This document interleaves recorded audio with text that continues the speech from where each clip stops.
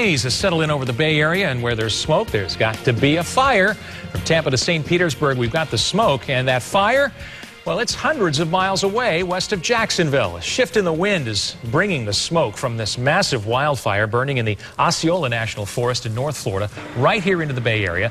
This blaze has grown to 35,000 acres, and the Forest Service says it's only about 25% contained. Dry and breezy conditions helping spread that fire, which officials say was sparked by a lightning strike a week ago.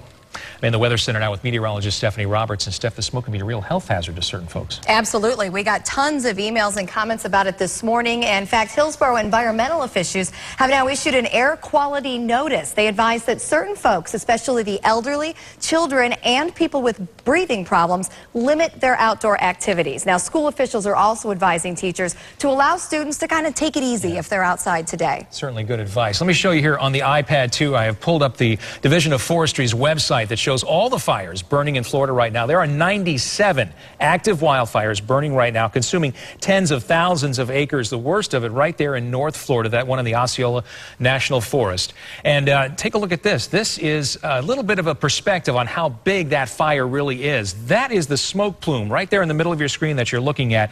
That's obviously visible from space, and you can see how the wind is blowing that smoke down to the south in our direction. This NASA photo actually taken on Tuesday afternoon. And as you mentioned, we get a lot of emails, a lot of calls into the newsroom asking, when is this all going to go away? Well, and the good news is it's getting better. What happened this morning is that wind had just switched, so it basically dragged all that smoke into the area. Now that the winds have been from the northeast for a few hours, it's starting to dissipate a little bit. I want to show you on the satellite picture what we are looking at for the rest of the day. There's that northeasterly flow that Dan mentioned that is pushing the smoke from those fires into our area. But I was outside a fair amount this morning myself, and I did notice that by the 11 o'clock hour, things had definitely improved. Now, that's not to say that the air quality is great, but it's certainly better than it was at 8 o'clock this morning. This is water vapor imagery showing the extremely dry air that is moving, unfortunately, across that area where they are fighting that massive wildfire, and it will continue to drop into our area as we go throughout the day. So the fire danger is very, very high. We have red flag warnings for Hernando, Pasco, also Pinellas, Polk, and Sarasota counties.